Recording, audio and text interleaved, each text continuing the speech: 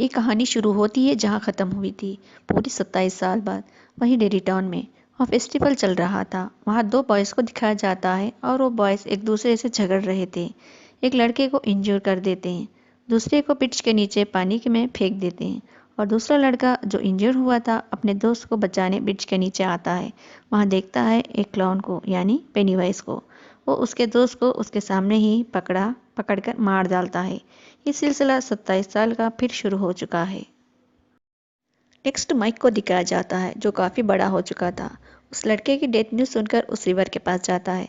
वहाँ mic notice करता है एक पिलर पर लिखा था खून से कम होम। माइक समझ जाता है पेनीवेज वापस आ चुका है। माइक लाइब्रेरी से में जाकर अपने दोस्त के डिटेल्स देखने लगता है। उसके सारे फ्रेंड्स अलग अलग प्लेसेस पर सेटल हो गए थे। सिर्फ माइक एक ही था जो बेरी टाउन में रहता था। माइक पहले बिल को फ़ोन करता है जो फेमस राइटर बन चुका था, फिर पेन को जो रिचेस्ट पर्सन बन चुका था, उसके बाद बेवेरली को। बेवेरली एक रिच पर्सन से शादी कर लेती है। माइक का फ़ोन सुनकर वो बुरी तरह उसे मारने लगता है। फाइनली बेवेरली उसे ही मारकर वहाँ से चली जाती है। फाइनली स्टैनली को माइक फ़ोन करता है। माइक का कॉल सुन के स्टैनली अपसेट हो जाता है। आखिर माइक सभी को डेयरी टाउन आने के लिए एग्री कर लेता है। डेयरी टाउन के एक रेस्टोरेंट में मिलते हैं। वहाँ अपनी अपनी बचपन की यादों को याद करते हुए एंजॉय कर रहे थे। इस दौरान दूसरी तरफ हेनरी को दिखाया जाता है। एक एसएलएम में था। वो रेड बैलून देखकर अजीब सी हरकतें करने लगता है। उसे उसके रूम में बंद कर दिया जाता है। हेनरी को अपने रूम में अपने दोस्त का घोस्ट दिखता है जो एक चाकू भी देता है। हेनरी उस एसएलएम से भाग जाता है और पेनीवेज बच्चों को मार रहा था। माइक उनको किस वजह से बुलाया था बता रहा था। वो बताता है 27 साल पूरे हो चुके हैं और पेनीवाइज वापस आ गया। हम लोगों ने प्रॉमिस किया कि उसका मुकाबला करेंगे। ये सुनकर सब डर जाते हैं और परेशान भी, क्योंकि वो नहीं चाहते थे पेनीवाइज का दोबारा मुकाबला कर सके। फॉर्चून कुकीज़ का सेंटेंस बनाते हैं। उसमें आता है कि Stanley could not cut it. ये मैसेज से ये लोग डर जाते हैं और समझ जाते हैं कोई गड़बड़ है। स्टैनली के यहाँ फ़ोन लगाते हैं और पता चलता है स्टैनली की सुसाइड की वजह से डेथ हो गई है। सब लोग अलग अलग करके चले जाते हैं। फाइनली माइक बिल को एग्री कर लेता है। माइक बिल को अपने घर ले जाता है। वहाँ पानी में ड्रग्स मिलाकर उसे देता है जिससे उसको विजन्स आने लगते हैं। माइक बिल को एक एंशियंट सिरामिक दिखाता है उससे पेनीवाइज को कैद कर सके और बताता है 18th सेंचुरी में एक अमेरिकन ट्राइब एक रिचुअल के जरिए पेनीवाइज को कैद कर लिया था। ये उस टाइप से चुरा लिया था ताकि पेनीवाइज को कैद कर सके। बिल विजन में वो सब देखता है जो माइक के साथ हुआ और वो एग्री हो जाता है। दूसरी तरफ होटल में बेवर्ली बेन को बताती है उसने हमेशा अपने स्केरी ड्रीम्स में अपने दोस्तों को मरते हुए देखा है और ये भी देखा हुआ था उसका फ्रेंड स्टैनली सुसाइड करेगा। वो लोग सोचते हैं और समझते हैं अगर हम पेनीवाइज को मार नहीं दिया तो वो वन बाय वन सभी को मार देगा जैसे स्टैनली को मारा था। ये लोग माइक और बिल का साथ देने के लिए रेडी हो जाते हैं। तभी माइक और बिल वहीं पर आ जाते हैं। पेनीवाइज को ख़त्म करने का प्लान करते हैं। माइक बताता है पेनीवाइज को मारने के लिए हमें रिचुअल करना होगा। इसके लिए हमारी पास से कनेक्टेड चीज़ों को इकट्ठा करना होगा।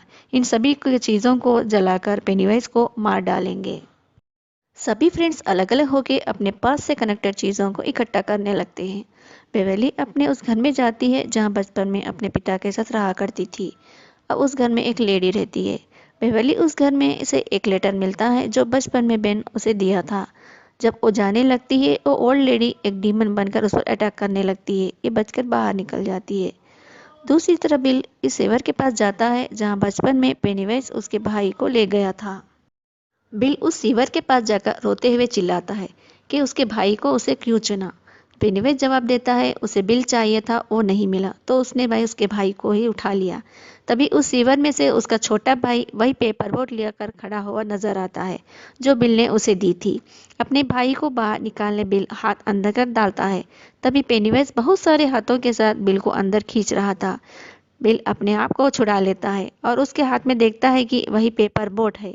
ये उसकी पास्ट की चीज़ थी। इस तरह सभी फ्रेंड्स को अपने पास से रिलेटेड चीज़ें मिल जाती हैं।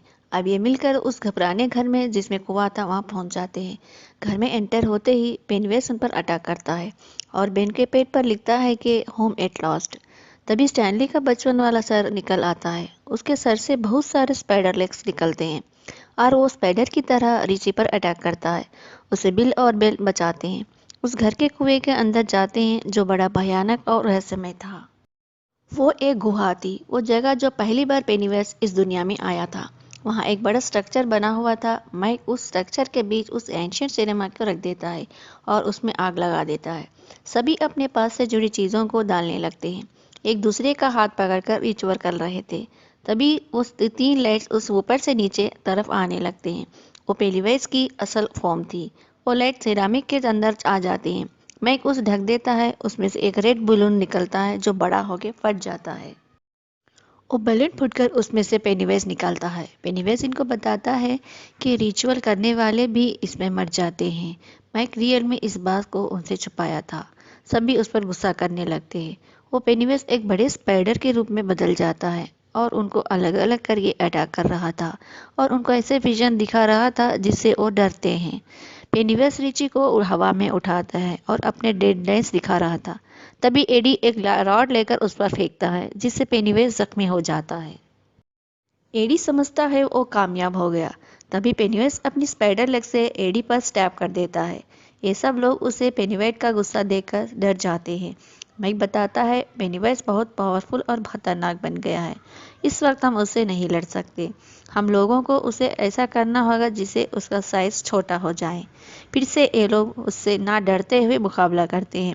उसकी इंसल्ट करने लगते हैं। इतनी इंसल्ट करते हैं कि बहुत छोटे साइज में बदल जाता है।